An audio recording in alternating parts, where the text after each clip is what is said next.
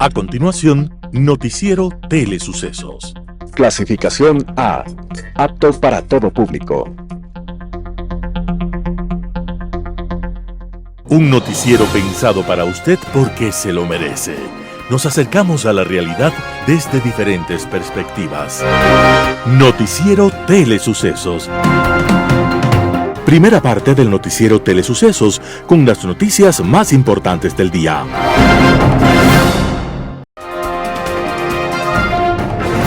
Un día como hoy. Era el año de 1709. Y frente a las costas de Chile, en la isla Juan Fernández, un grupo de aventureros ingleses vio una pequeña canoa que se acerca a su barco. Cuentan que de aquella canoa bajó un bulto de huesos envueltos en un pellejo maltrecho, una maraña de pelos largos de todos los colores, que gritaba cosas sin sentido, con adornos de mugre de los pies a la cabeza. Ese hombre se llamaba Alexander Selkirk, y era un inglés que llevaba varios años viviendo en aquella isla solo, porque había sido abandonado por sus compañeros de aventura. Pero un día, arrastrado por una tormenta, llegó otro náufrago. Era un indígena chileno al que llamó Viernes, por ser viernes el día de aquel encuentro. Los dos hombres habían compartido aquella penosa experiencia en la isla, sobreviviendo de milagro y con talento, hasta que llegó aquel barco y ahora Alexander Selkirk le contaba al capitán inglés todas sus penurias. Al final, el capitán del barco llevó a Selkirk a bordo, con destino a Londres, y le prometieron a Viernes, el indígena, que enseguida volverían por él. Por supuesto, nunca lo hicieron. 10 años después de este encuentro, se publicó aquella historia en Londres. El autor se llamaba Daniel Defoe, y la novela era Robinson Crusoe. Y aunque en la novela el capitán inglés también lleva a bordo al indígena que en la realidad fue abandonado y embellece muchas otras circunstancias, Robinson Crusoe es una obra de apasionante lectura. Y justamente un día como hoy, 25 de abril de 1719, se estaba publicando la primera parte de aquella novela, para alegría de los lectores de todos los tiempos y todos los idiomas. Las principales noticias del día. Titulares. Gobierno firma acuerdo con empresa privada para la construcción de refinería en Santa Elena. El Fondo Monetario Internacional sugiere reducir subsidios a los combustibles. El Consejo Nacional Electoral proclama resultados de elecciones en Ecuador y desestima impugnaciones del correísmo. Los editoriales serán de Roberto Aspiazu, Nuevo Comienzo, Simón Espinosa Cordero, el Papa Francisco. Noticias del día. Gobierno firma acuerdo con empresa privada para la construcción de refinería en Santa Elena. La empresa privada MB Refinería S.A., filial de la firma estadounidense DRL Engineering, confirmó que será la encargada de la construcción de la refinería de conversión profunda en la provincia de Santa Elena. Esto luego de que Petroecuador y la firma privada suscribieran un memorando de entendimiento para establecer mecanismos que impulsen la refinación de crudo. Así lo informó el Ministerio de Energía y Minas. El acuerdo fue suscrito por el gerente de Petroecuador, Roberto Concha, el viceministro de Hidrocarburos, Guillermo Ferreira, y el gerente general de MB Refinerías, Miguel Vázquez Torres.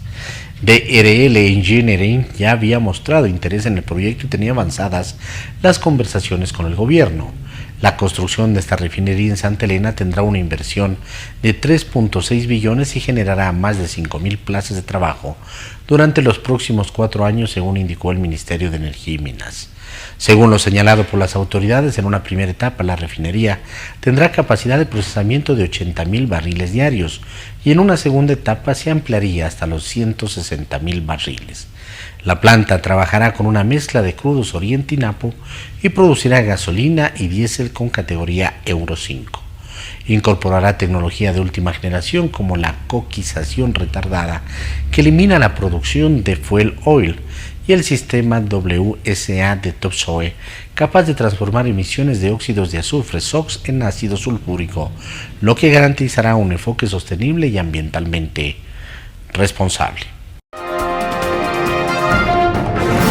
El Fondo Monetario Internacional sugiere reducir subsidios a los combustibles.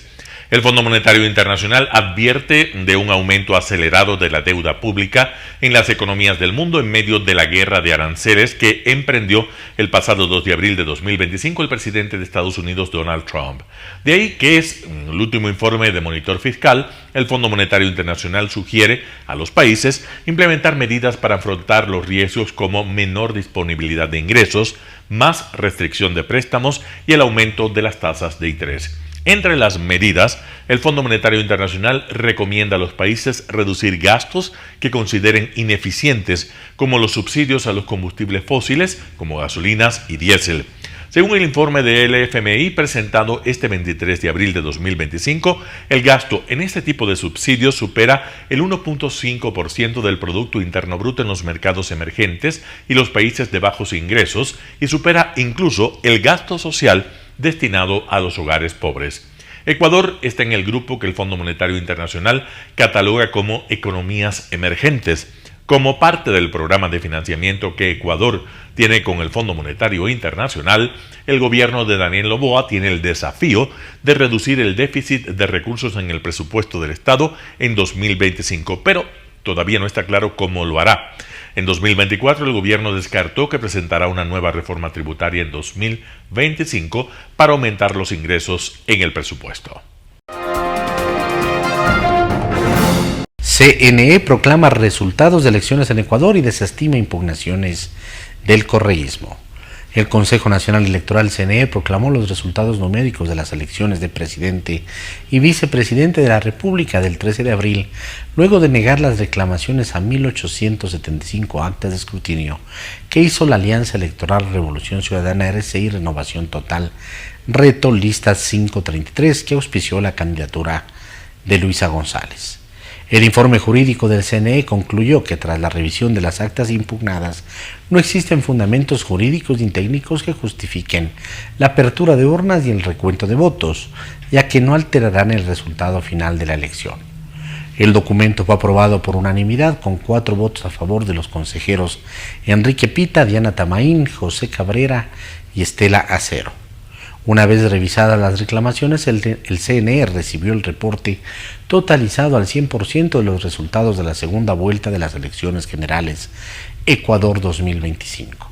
Según el documento, con una participación del 82.98% de los 13.7 millones de electores, se registraron 4.68 millones de votos, 44.37% para Luisa González y 5.087.000 de votos para los 55.3% de Daniel Noboa.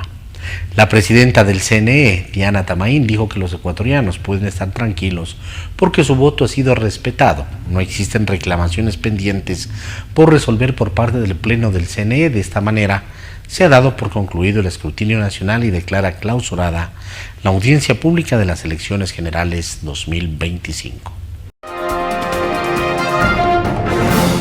Entrevista del día.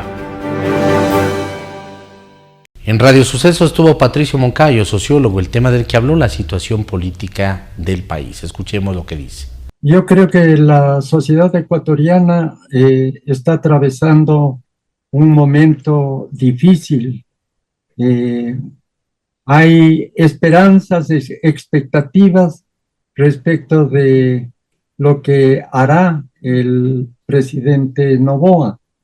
Y justamente en esa perspectiva, yo creo que lo importante ahora para el presidente Noboa es definir las prioridades de su gestión, porque no se puede hacer todo a la vez.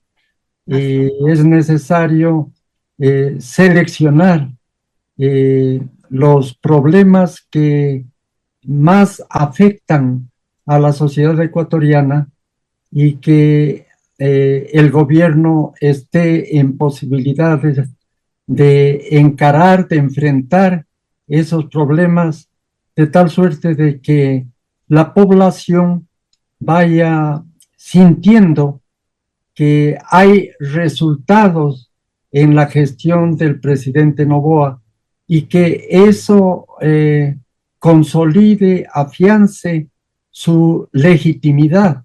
Entonces, yo creo que, claro, como dices muy bien, la sociedad ecuatoriana, el país está enfrentando una crisis de distinta naturaleza. Así Hay es. una situación económica compleja, hay una situación de seguridad, la violencia, eh, hay el problema del desempleo, del subempleo, eh, hay el problema de la provisión de recursos en los sectores más desprotegidos del país.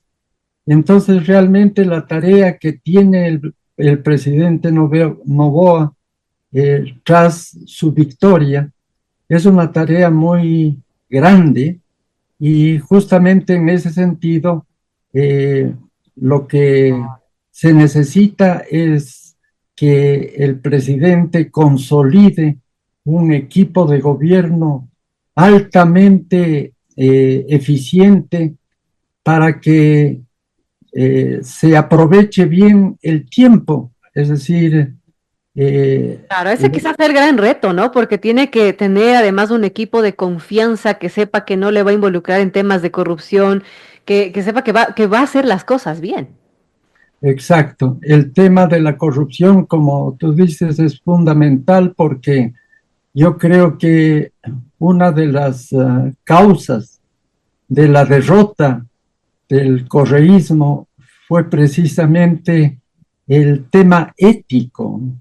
Es decir, los chats de la Liga Azul mostraban que lamentablemente hay un deterioro de la ética en ese grupo político. Es un grupo político que se ha ido desgastando precisamente por hechos y actos que revelan la falta de ética. Y me parece que una de las cosas que hay que recuperar es justamente la ética en la política.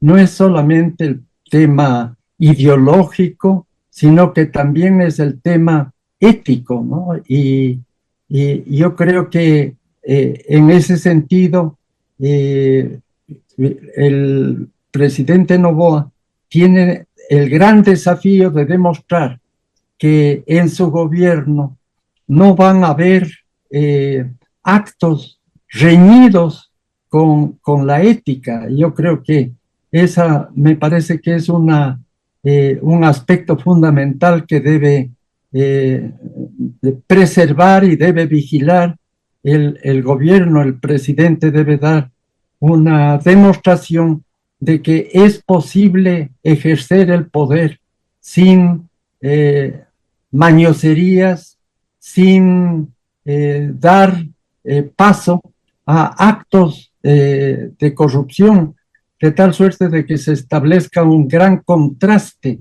entre la gestión del presidente Noboa y la gestión que realizó el presidente Correa del 2007 al 2017. Verónica Artola, exgerente del Banco Central, habla acerca de la proyección de crecimiento del Ecuador. Vamos con la nota. Creo que el año 2025 va a tener muchísimos retos en el tema económico para el Ecuador. Primero porque efectivamente creo que esas previsiones de estos dos organismos multilaterales, más que por una política económica fuerte, clara, de una reactivación interna, es por un efecto rebote. Si el año pasado decrecimos en 2%, lo mínimo que podríamos esperar este año es que justamente podamos crecer algo más. Creo que la previsión del Banco Central es más optimista, llegar al 2,8%, que creo que si queremos llegar a eso necesitaríamos hacer algunas reformas importantes. Y si desagregamos un poquito, ¿no es cierto?, esa información y vemos, por ejemplo, lo que dice el Banco Central y que lo hemos conversado en algunas ocasiones, la variable que más contribuiría para llegar a ese crecimiento es el comportamiento de las familias. El Banco Central dice que va a crecer en casi un 1,7% solamente el consumo de las familias, pero ahí la pregunta es cómo vamos a hacer eso en una economía o en un país donde todavía hay una inestabilidad jurídica, una inestabilidad institucional, no tenemos una claridad de cuál va a ser incluso los derroteros más grandes que va a tener el presidente Noboa en este nuevo periodo. Y todavía yo creo que a nivel internacional están viendo, ¿no?, qué va a pasar para atraer estas inversiones, más toda esta locura que usted dice. Creo que el mundo ha cambiado totalmente en la guerra arancelaria también. Entonces creo que eso nos pone en un factor complejo, y si a eso le sumamos, que yo siempre insisto, hay que analizar el tema estructural, este comportamiento de la economía, que no crecemos de manera sostenida, no es de ahora, no es de hace un año, no es de hace 2 años, es ya básicamente desde el año 2014, donde la economía no ha logrado encontrar este punto adecuado. Entonces, para mí, realmente mi perspectiva es que si seguimos haciendo las mismas cosas, eso quiere decir o que solo sea el sector público el que reactive la economía, o que sea solamente el sector privado, no lo vamos a lograr. Ya hemos visto que en los años donde tuvimos un gobierno donde hizo muchísima inversión, tampoco funcionó, porque vino una pandemia y nos dimos cuenta que esos cambios que supuestamente eran estructurales no fueron estructurales. Entonces se gastaron, no se invirtieron, se gastaron muchos recursos en temas que no han sido. Y después quisimos ir achicando el Estado, dijimos, ok, entonces creció mucho, achiquémosle y tal.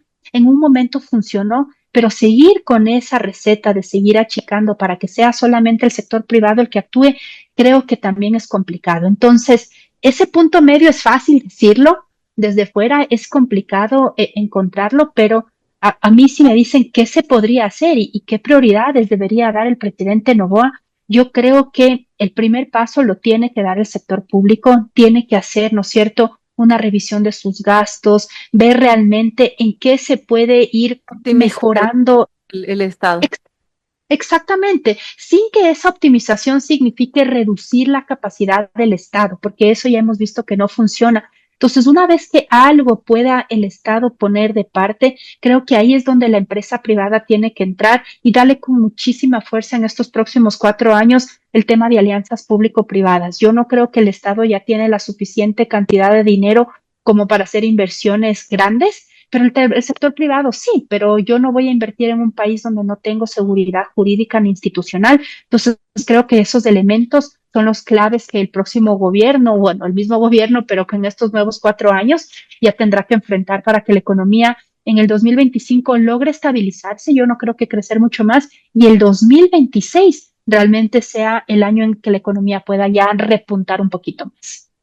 Bueno, muy importante. Ahora, respecto a estos desafíos que tiene el nuevo presidente, ¿qué reformas tendría que hacer a corto, mediano y largo plazo, Verónica, para que, bueno, la economía del país se encamine bien, que no dependa mucho de estos temas internacionales, también de esta guerra comercial que está y que obviamente nos va a afectar? Pero ¿qué tendría que hacerse quizás casa adentro, además de optimizar el Estado, optimizar todos estos ministerios, todos estos gastos también que se tienen? A ver, yo creo que es súper importante 2 o 3 elementos claves. Primero, ¿no es cierto?, creo que tiene que centrarse en esto que decíamos, inversión, pero inversión ¿en qué sectores? Yo me centraría en aquellos sectores donde genero más producción y que tengo más encadenamientos de empleo, y esos sectores son construcción, agricultura y comercio. Y de alguna manera centrarnos, ¿no es cierto?, en aquellos que me dan seguridad alimentaria y también que me dan seguridad energética. Entonces, centrarnos en esos 2 elementos para poder traer. La otra, recuperar la institucionalidad. Creo que en el Ecuador estamos tan desinstitucionalizados que ya no creemos en las instituciones. Hay unos estudios súper interesantes de Latinobarómetro que nos dice que más bien el 60% de la gente ve bien saltarnos la norma para conseguir algo. Entonces creo que eso no es lo correcto. Y una tercera importante, yo sí creo que es momento de hablar de una reforma tributaria estructural, pero más que para temas de aumentar impuestos, que creo que ya la economía no da tanto para subir impuestos. Yo sí insisto que hay que revisar muchísimo el tema de los gastos tributarios. En Impacto Informativo, Ismael Quintana, constitucionalista, habla de los cambios a la Constitución y la Asamblea Constituyente. Escuchemos lo que dice. No existe como tal el proceso constituyente express. Los procesos constituyentes, que dicho sea de paso, como usted manifestaba, tienen una finalidad. El proceso constituyente se utiliza o se acude a este mecanismo cuando se quiere, en algunos casos, digamos, cuando los estados están formándose o naciendo a la vida jurídico-política a través del poder constituyente originario fundacional. Es decir, yo fundo un estado e inmediatamente, claro, entendemos que hay que otorgar una constitución. Pero hay otros casos, como las democracias actuales, donde los estados ya están constituidos y lo que a veces queremos es, digamos, sustituir una constitución por otra, en cuyo caso también se ejerce un poder constituyente originario, pero en este caso ya no de carácter fundacional, sino de orden de simple organización.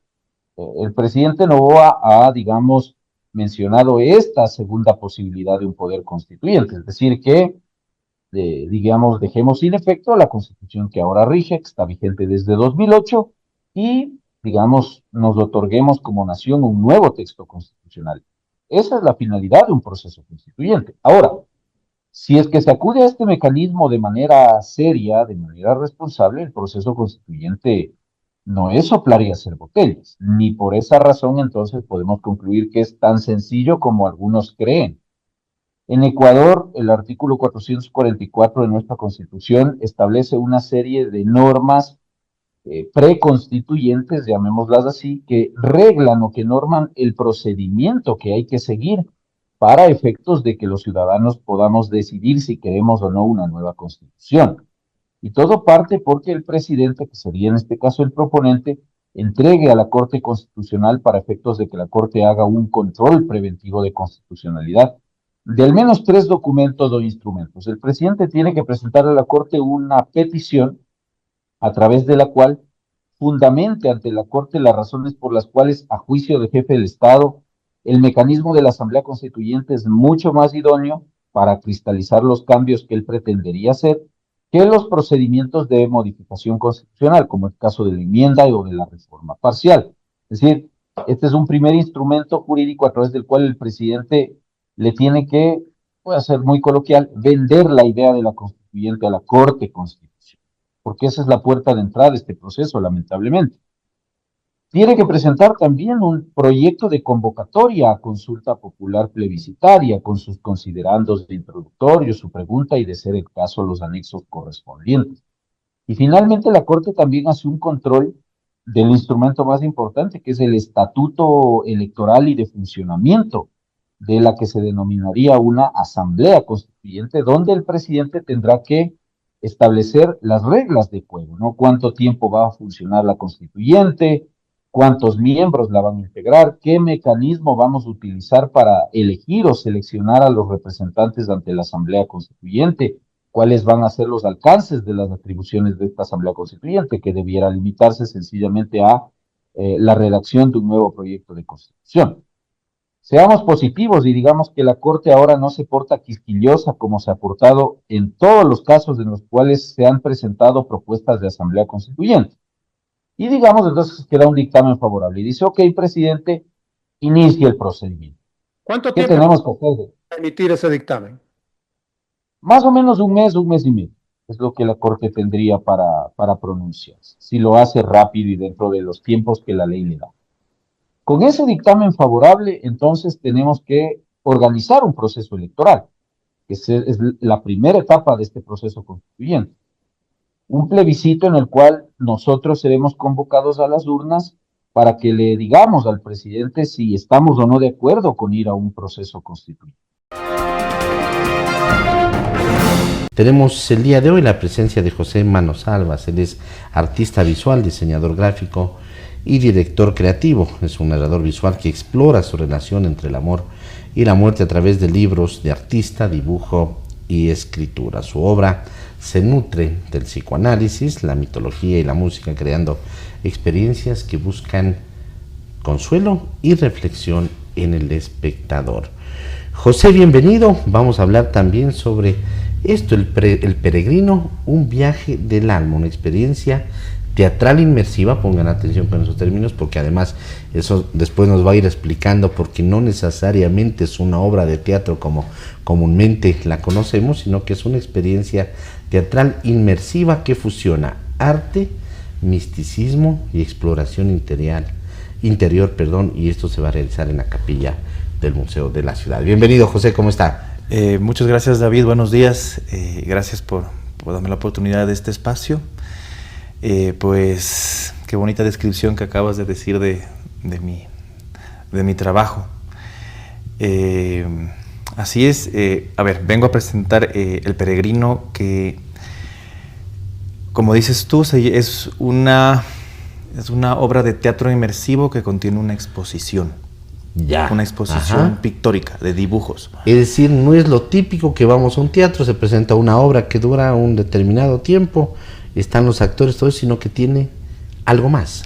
Sí, es algo nuevo. Nuevo, algo que no, diferente, una experiencia. De lo que estaba averiguando, no se ha hecho esto aquí. Mucho. No sé si en otros lados, pero aquí al menos no se ha hecho. ¿De qué se trata? A ver, El Peregrino en sí es una obra que mezcla tanto dibujos como literatura, que está en este libro. En este libro, porque has traído además 2 libros y unas como cartas. Que yo te voy a contar porque es una cosa que se desarrolla a raíz, o sea, tomó 16 años. Entonces, escribir este libro tomó 16 años.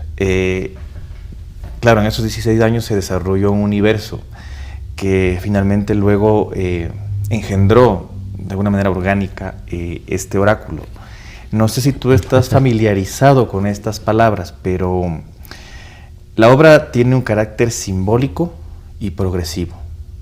Y funciona mucho, o sea, sus imágenes, al ser de esa naturaleza, se convierten en una herramienta de comunicación con el interior de uno. Y un oráculo es eso, es una herramienta de comunicación. Es como una puerta, ¿no? Lo entendemos. Claro, es una herramienta. Sí, una puerta, puedes decirlo sin entrar mucho en el tema de... Porque a veces uno, claro, menciona oráculo y lo primero que la gente pensaría es como el rango adivinatorio, ¿no? Claro, y de pronto incluso otros pensarán más fuerte algo como magia negra o alguna cosa. Sí, o sea, claro, el cliché, es el cliché con el que está ahorita... con el que ese peso con el que carga esto, ¿no? Pero no es tanto así, es más bien una herramienta terapéutica. Entonces, la gente que va a ir en este caso a esta experiencia inmersiva, además, lo que se va a encontrar es exposición, un libro. Entonces, bueno, después del oráculo, porque como te digo, esto es un universo que permitió hacer muchísimas expresiones. Entonces, después del oráculo, o sea, tanto el libro como la parte pictórica como el oráculo, luego devienen en la expresión teatral. Entonces, esta es una obra multidisciplinaria que combina tanto teatro inmersivo como una exposición. Ahora, ¿por qué se llama inmersivo? A ver, primeramente no es una obra que se presenta, no estamos en un escenario con público.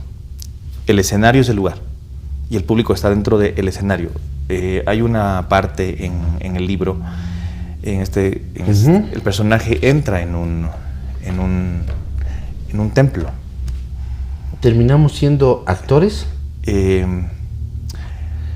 Hay una parte que va a conllevar la participación de un pequeño grupo de personas, pero algo muy, muy, muy pequeño. O sea, nosotros entendemos que no son actores. Claro. Entonces, algo que va a ser muy guiado también y muy, muy controlado. Pero sí lleva...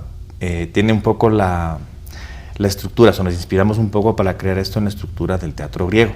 Entonces, en el teatro griego se dividía en tres partes. Estaba la parte de Hades, que contenía al público, la parte de Zeus, en donde estaban los actores, pero había una parte intermedia que era de los comentadores, se llama, la parte de Poseidón, en la que estaban estos comentadores, o sea, eran parte del público, que era como una especie de relación entre los actores y la obra. Entonces, más o menos con ese mismo concepto hemos elaborado esto, claro, con sus respectivas diferencias, pero tratando de usar este concepto. Y lo que invitan es a explorar un escenario que existe, en este caso la capilla. Claro, la capilla es el escenario donde claro, es súper simbólico. Del museo, ajá, es simbólico porque esta obra se desarrolla en una especie de templo. Claro, es un poco más, tiende a lo gótico esta obra, pero no como la iglesia del Museo de la Ciudad, que es más barroca, pero creo que el simbolismo está ahí presente y es bastante, o sea, nos sirve bastante para nuestros objetivos. Tú dijiste en este libro, me demoré 16 años en que salga a la luz. Sí. Y claro, eso termina siendo además subjetivo, ¿no? Porque tenemos procesos en el tiempo de gente que se ha demorado mucho más tiempo, de pronto otros menos tiempo. ¿Qué responde? Además los tiempos terminan siendo exactos a lo que uno quiere dar, ¿no? ¿Y por qué se demora esos 16 años? Porque va dentro de ti también una transformación, o hay momentos en los que tú dices, no, esto lo dejo y ahorita no estoy inspirado en seguir. ¿Por qué se da además este lapso de tiempo? ¿A qué responde? Como tú dices, es un proceso. Yo tampoco tenía idea de que se iba a demorar 16 años. Pero al inicio dijiste, voy a escribir un libro. ¿Tenías una idea o tenías escritos, tenías ciertas cosas que...?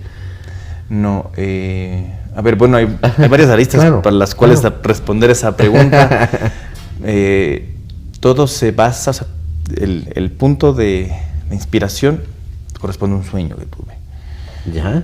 Hay mucha gente que habla del tema de los sueños recurrentes que nos pasa en la vida. O sea, no sé si te ha pasado que tienes un sueño y entonces hay algo que tienes que hacer. O sea, si te está diciendo algo ese sueño, es como que hay algo que investigar. El mío no fue recurrente, pero fue pero tan impresionante que me impactó mucho. Y luego tuve el sueño y no le hice mucho caso, como la mayoría de nosotros solemos hacer. Ajá. Pero se quedó ahí grabado.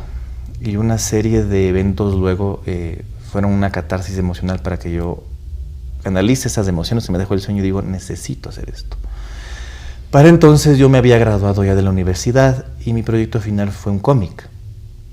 Y me quedé con ganas de explorar el tema del cómic. O sea, me gustó mucho, esto encontré en la narrativa y en lo visual una herramienta que me gustó explorar. Soy diseñador gráfico, pero esta era una disciplina que para mí se me venía bien con lo que había estudiado, aunque sí se salió un poco del tema. El tema gráfico es más comercial, pero lo que yo estaba haciendo era un poco más personal. Bueno, me quedé con ganas de explorar y esto originalmente yo lo pensé hacer en un cómic. Dije, no me demoraré más de un año, o sea, teniendo como una premisa de lo que había vivido, pero la cosa se fue extendiendo. Hasta que, claro, se hicieron 16 años. ¿Por qué se hicieron 16 años? Como te digo, fue un proceso que estaba de alguna manera vivo.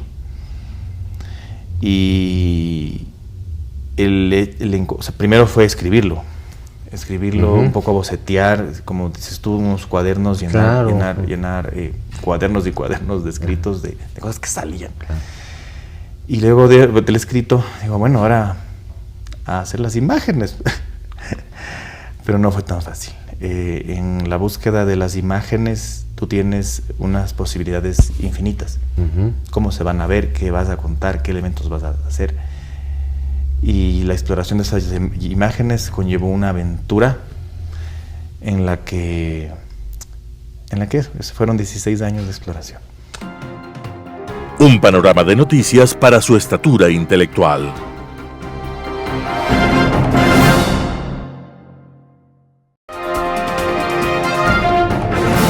Editorial. Nuevo comienzo, artículo de Roberto Azpiazu publicado en Diario El Universo. Ecuador se encuentra en paz luego de la prolongada campaña electoral que saturó el partidismo político. El triunfo inobjetable y contundente del presidente reelecto Daniel Noboa ha dado lugar a un renovado optimismo sobre el futuro del país en democracia y libertad. Los reclamos infundados de fraude son una mezquina reacción de los malos perdedores. Finalmente, la mayoría de los dirigentes de la Revolución Ciudadana ha admitido con resignación su aplastante derrota. Apenas su líder, más solo que nunca, intenta ventilar su amargura agitando el reclamo de un puñado de zoquetes del socialismo del siglo XXI, destacando el dictador venezolano Nicolás Maduro y sorpresivamente el presidente colombiano Gustavo Petro, quien en un nuevo brote psicótico exige la presentación de actas que por lo demás han sido validadas por una multitud de observadores internacionales. El señor Issa, con cierta vergüenza, ha decidido refugiarse en algún remoto páramo para no dar la cara ante la responsabilidad de dividir al movimiento indígena en provecho de protervos intereses. Pasar del virtual empate técnico de la primera vuelta a la debacle en la segunda no supone una explicación trabajosa. Hubo un mejor control electoral, no se permitió el pago del voto fotografiado y, por otro lado, un exceso de confianza que condujo al correísmo a errores crasos. La propuesta de los guardianes de la paz, a todas luces una fuerza de choque con fines represivos, la ambigüedad del discurso sobre los ecuadólares y la grave acusación en la TV rusa del tándem Correa-Patiño respecto a que el gobierno norteamericano se apoderaba fraudulentamente de fondos ajenos. El desenlace fue que de 1.5 millones de electores indecisos, casi 8 de cada 9 se fueron con Noboa y apenas 1 con Luis. Sencillamente, el pueblo ecuatoriano votó bien, consciente del riesgo de volver al pasado. Ante hechos consumados, le corresponde al presidente reelecto una profunda reflexión sobre el momento que atraviesa el país y cómo atender las demandas insatisfechas de la población. Aun cuando el relevo vuelve a su mano, es un nuevo comienzo de características distintas al anterior. Cuando sobrevino el desenlace de la muerte cruzada, tuvo que estructurar un gobierno al apuro. Ahora tiene más tiempo para recapacitar. En principio, debe de haber una renovación del equipo gubernamental.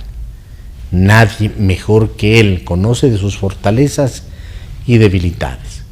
Oportuno aconsejar un espíritu de autocrítica a fin de relanzar un régimen que enfrenta expectativas y promesas todavía por cumplir al cabo de año y medio. El país necesita urgentemente de un buen gobierno que convoque a la unidad y la paz, tan amenazada por el narcoterrorismo y sus socios de la narcopolítica, que actúan de la mano con una justicia corrupta. De ahí la importancia de cerrar filas en torno al liderazgo de Noboa para coadyuvar a los objetivos de una mayor seguridad nacional e institucional. Un apoyo que deberá afianzarse según los avances de la reforma política y económica y a la vez de la empoderada burocracia de mandos medios que resulta impostergable. El tiempo de la constituyente deberá evaluarse según la capacidad de maniobra de ADN en la Asamblea Nacional. Artículo de Roberto Azpiazú, publicado en Diario El Universo.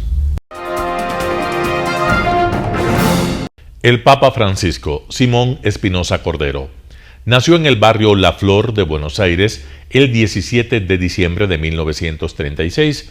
Fue elegido Papa el 13 de marzo de 2013. Murió en la residencia Santa Marta del Vaticano el 21 de abril de 2025. Argentino de ascendencia 100% italiana y miembro de la orden religiosa de la Compañía de Jesús, que prohíbe en su legislación buscar honores de ascenso, por lo que nunca hubo un papa jesuita. La institución del papado se remonta a los días del Jesús resucitado. Se apareció a sus discípulos junto al lago de Tiberíades, pescaron y al saltar a tierra vieron unas brasas con peces colocados sobre ellas y pan. Jesús les dijo: vengan a comer algo. Después de comer, Jesús preguntó a Pedro: Simón, hijo de Juan, ¿me amas más que estos? Sí, Señor, tú sabes que te quiero. Entonces Jesús le dijo: apacienta mis corderos. Esta escena se repitió 2 veces más. El Papa ha cumplido con esta misión, entre muchas otras, escribiendo 4 encíclicas. Encíclica es una carta de doctrina en la que un Papa aplica la palabra de Dios a un asunto particular y va dirigida a la Iglesia y al mundo todo. Las 4 encíclicas de Francisco son Lumen Fidei, de 2013, La Luz de la Fe, texto iniciado por el Papa Benedicto XVI. La fe es luz en un mundo ateo y oscuro. Es conocimiento dado por Dios y confidencia, consuelo, ternura. Laudato Si trata sobre el cuidado de la creación. Toma su nombre del Cántico de las Criaturas de San Francisco de Asís, que una y otra vez repite: alabado seas mi Señor. El medio ambiente, elevado a la categoría de lo sagrado, respeto y acción. Fratelli Tutti, de 2020, todos somos hermanos. la dignidad humana, sus consecuencias políticas, éticas e individuales. Dilexit Nos, de 2024, Él nos amó. El subtítulo es la cuarta y última de las encíclicas del Papa Francisco y lleva por nombre Carta Encíclica sobre el amor humano y divino del corazón de Jesucristo. Las encíclicas son escritas por especialistas y son un apacentamiento sólido y actual a las ovejas de hoy, rodeadas de lobos feroces. Pese a la humildad, sencillez y buen hacer de Francisco, ha sido criticado por muchos en el campo político por su silencio sobre las dictaduras y sobre todo las de las Américas, que son las que más nos escuecen y amargan. Tal vez fue una actitud de prudencia a lo Sancho Panza, mejor es no menearlo. En otras áreas, Francisco ha sido un pionero, aceptar la presencia de la mujer en los ministerios del Estado Vaticano, bendecir a lesbianas, gays y bisexuales, siempre que no sea en un acto litúrgico. La acción más avanzada de Francisco ha sido democratizar los sínodos, asambleas de obispos y otros representantes de la Iglesia que se reúnen para discutir temas importantes y tomar decisiones que afectan a la vida de la Iglesia universal o a regiones específicas. El Observatore Romano ha publicado un artículo sobre la evolución de la Asamblea del Sínodo de los Obispos, que va desde la idea inicial de Pablo VI, de hace 60 años, hasta la nueva concepción según Francisco, Giacomo Costa. La vida en el Vaticano durante el papado de Francisco no ha sido de una paz celestial. Benedicto XVI, el papa teólogo, no pudo soportar a jabalíes y fieras que le hacían la vida cuesta arriba. Francisco debe ser alabado por su hombría de bien, humor y buen estómago para no vomitar la santa infamia de los santos. Simón Espinosa Cordero. Noticias internacionales. Cientos de heridos tras un terremoto de magnitud 6,2 cerca de Estambul. Más de 200 personas han resultado heridas debido a un terremoto de magnitud 6,2 que ha sacudido el noroeste de Turquía y el área metropolitana de Estambul. El epicentro del seísmo se produjo en el mar de Mármara, a unos 40 kilómetros al suroeste de la ciudad más poblada de Turquía. El terremoto duró unos 13 segundos, pero fue seguido por más de 100 réplicas, la más fuerte de 5,9 grados en la escala de Richter. Los habitantes de Estambul, que celebraban un día festivo en el país, salieron rápidamente a los exteriores. Aynı şekilde hatta uzanmış televizyon seyrediyordum. Ben bir anda hissettim fakat çocuklar tedirgin olmasın diye kıpırdamadım yerimden. Fakat bir baktım odadan kızım çıktı falan, baba deprem oluyor hatta ayaklarım titriyor falan dedi. Giyinmeye başladık falan, yanımıza alabileceğimiz eşyalarımızı aldık. Çıktık geldik buradayız yani. Las autoridades afirman que los daños en la ciudad fueron mínimos y que solo se ha derrumbado un edificio en Faiz, el corazón del casco histórico de la antigua Constantinopla. Estambul es una ciudad de alto riesgo sísmico debido a las dos grandes fallas que atraviesan Turquía. Según los expertos, la ciudad tiene un 64% de probabilidades de sufrir un seísmo de magnitud 7 de aquí al año 2030. El último gran temblor que sacudió el país se produjo en el sureste en febrero de 2023 y mató a más de 50.000 personas en el sur de Turquía.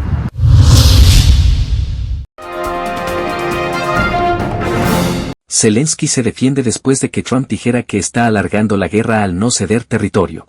El presidente de Ucrania, Volodymyr Zelensky, respondió el miércoles con un rechazo velado a las acusaciones de Trump. El presidente estadounidense había dicho el mismo miércoles que el líder ucraniano está prolongando la guerra al negarse a aceptar la ocupación rusa de la península de Crimea, anexionada ilegalmente por Rusia. El presidente ucraniano ha rechazado la premisa de ceder territorio al Kremlin como parte de cualquier iniciativa de paz. En una publicación en X, Zelensky enlazó un antiguo comunicado del que fuera secretario de Estado de Estados Unidos en el primer mandato de Trump, Mike Pompeo. El entonces alto diplomático fustigaba en ese comunicado la anexión de Crimea por parte de Moscú. Zelensky señaló que su país siempre actuará en interés de su pueblo y de acuerdo con su constitución. También añadió que está seguro de que los aliados, en particular Washington, actuarán en consonancia, dijo, con las decisiones de Kiev. Trump sostiene que los comentarios de Zelensky están dificultando la resolución del conflicto y añade que su homólogo ucraniano ha sido más difícil de tratar que Rusia. Zelensky, and I hope that Zelensky, I thought it might be easier to deal with Zelensky so far. It's been harder, but that's okay. El presidente de Estados Unidos también acusó a Zelensky de exceso de confianza y arrogancia en sus planteamientos. Trump agregó que Zelensky no tiene nada de lo que presumir y le advirtió que si no llega a un acuerdo ahora puede perder todo su país en 3 años.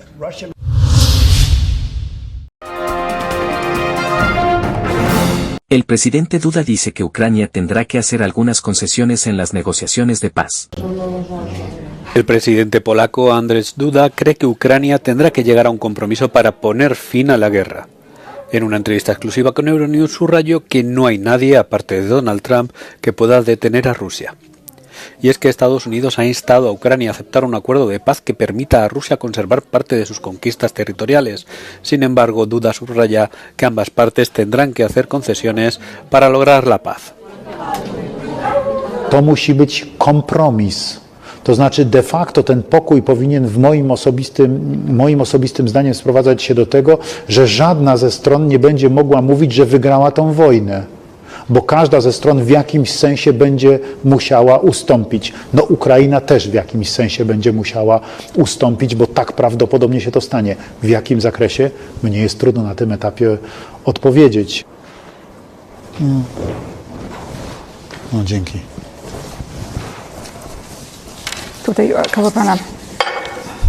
Był właścicielem kasyn, więc to jest człowiek, który jest nauczony specyficznej gry biznesowej i ma swoje własne, od pewnie dziesięcioleci wypracowane twarde metody biznesowej gry, no, przenosi je do polityki i bardzo twardo gra. Ale ja właśnie tak na to patrzę, że to jest po prostu pewna rozgrywka biznesowa, którą do polityki wniósł w tej chwili prezydent Donald Trump i twardo ją prowadzi w swojej drugiej kadencji. Trzeba z nim negocjować, trzeba z nim prowadzić twarde negocjacje, po prostu. Duda concedió la entrevista en el contexto de la cumbre trilateral, destinada a aumentar la seguridad en las relaciones internacionales. La entrevista completa podrá verse el sábado en el programa The Euro Conversation.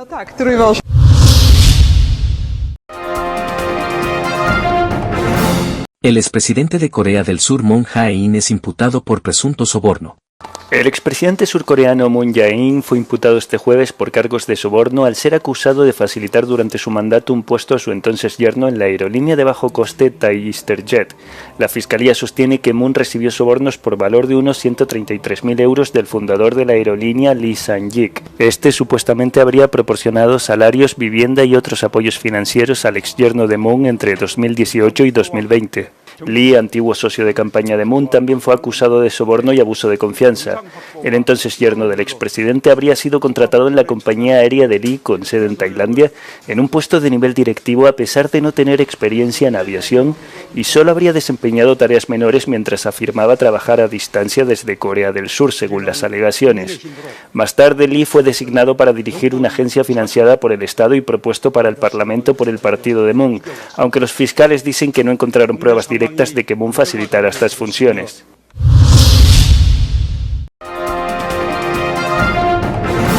Un nuevo bombardeo ruso en Kiev deja al menos 9 muertos y 60 heridos. Un ataque masivo ruso con misiles y drones ha golpeado Kiev durante la noche de este jueves, matando al menos a 9 personas e hiriendo a 60. Unas 40 fueron hospitalizadas, entre ellas una mujer embarazada y 6 niños.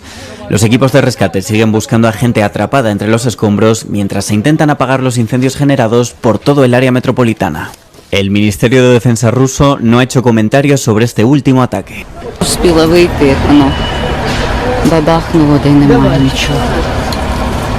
Сусідній будинок то розбитий, а наш тільки повилітало все на світі, де все.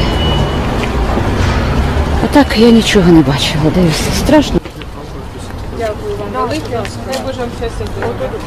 Ніяка дипломатія тут не працює, можна помітити це по кучі новин, по тих загиблих, те, що відбулося в Кривому Розі і так далі, і так далі, і так далі. Путін це просто... Не можна підібрати слів, наскільки це потвора. Ну, просто їх немає. Rusia ha atacado repetidamente ciudades ucranianas con misiles y aviones no tripulados desde que comenzó su invasión a gran escala en el año 2022. Tanto la ciudad de Kharkov como la región en torno a Dnipro, en el este del país, también han sufrido bombardeos esta noche, sin tener que lamentar tantos daños materiales o humanos. Las autoridades de Kharkov contabilizan 2 personas heridas más.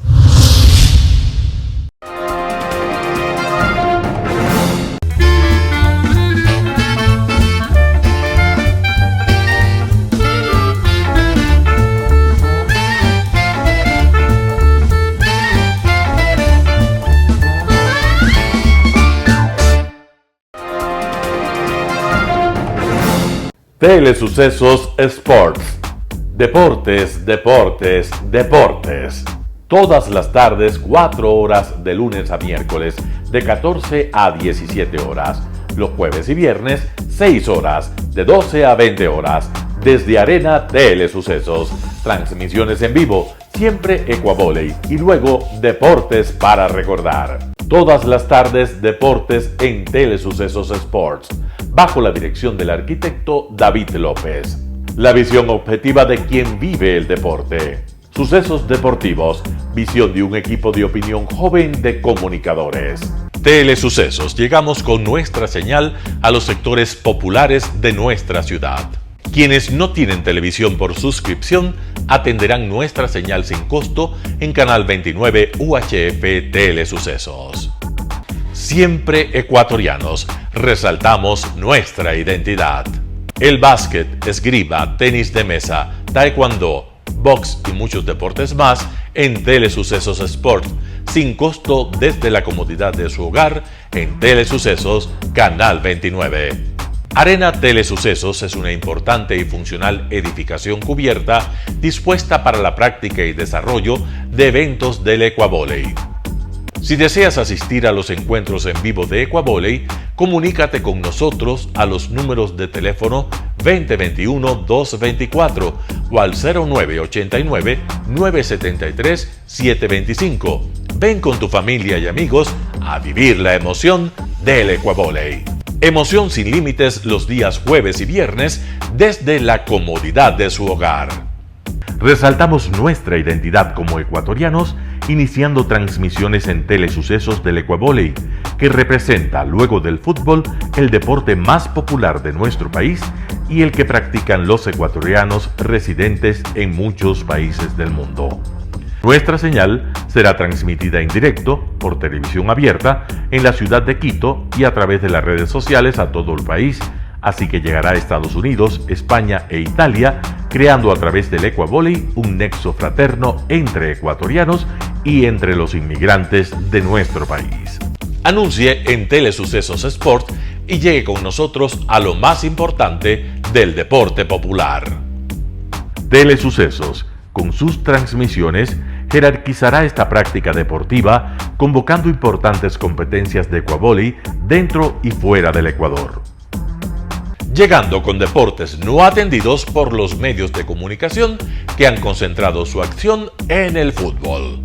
El tenis, box, golf, racquetball llegarán a su pantalla de televisión en tiempo real a través de Canal 29 UHF, competencias que podrán ser atendidas a través de Facebook, YouTube y vivir los encuentros deportivos en directo y en tiempo real. Esté atento a nuestros horarios especiales de transmisión los fines de semana y feriados. Usted y su familia disfrutarán desde la comodidad de su hogar de las emociones del Ecuavoley, deporte tan nuestro. Somos inéditos y para ello disponemos de un escenario cubierto propio, Arena Telesucesos, desde donde transmitimos nuestros encuentros masculinos y femeninos de este deporte. Simple y gratuito. Llama a nuestros números de contacto 2021-224 o al 0989-973-725 y regístrate como invitado especial para nuestros eventos en vivo. Arena Telesucesos, el escenario cubierto para la práctica del deporte 100% ecuatoriano, el Ecuavoley. Telesucesos es un canal de televisión que incorpora a su programación manifestaciones culturales y deportivas que marcan la identidad de nuestro país. Consideramos que el Ecuavoley es una manifestación deportiva con partida de nacimiento popular y nombre propio ecuatoriano. Arena Telesucesos, funcional espacio cubierto para la práctica y desarrollo del deporte. Arena Telesucesos, el escenario para campeones. Arena Telesucesos atiende deportes de su preferencia: básquetbol, tenis de mesa, esgrima, taekwondo, fútbol sala, box, halterofilia. ¿Cómo llegar? Nuestras instalaciones se encuentran en el norte de la ciudad, en un sector de gran crecimiento y desarrollo urbano al que se accede a través de la vía E35, más conocida como la Avenida Panamericana Norte. Desde el centro comercial El Portal, a 2 kilómetros a la derecha, se encuentra la calle García Moreno, antiguo camino a Llano Grande, una arteria en la que se desarrollan dinámicos comercios. Junto al centro comercial Ciudad Alegría, a 100 metros, hemos llegado a nuestras instalaciones, Arena Telesucesos, la cancha del Ecuavoley. Por fin tiene usted un espacio de difusión de su deporte preferido. Telesucesos, el canal de televisión siempre inédito. El noticiero Telesucesos es retransmitido de lunes a viernes a las 7 horas por Radio Planeta Sur 106.1 FM de la ciudad de Loja. Noticiero Telesucesos. Las opiniones vertidas en este espacio por la producción y dirección del programa son de exclusiva responsabilidad de sus autores y de quienes intervienen en ellos.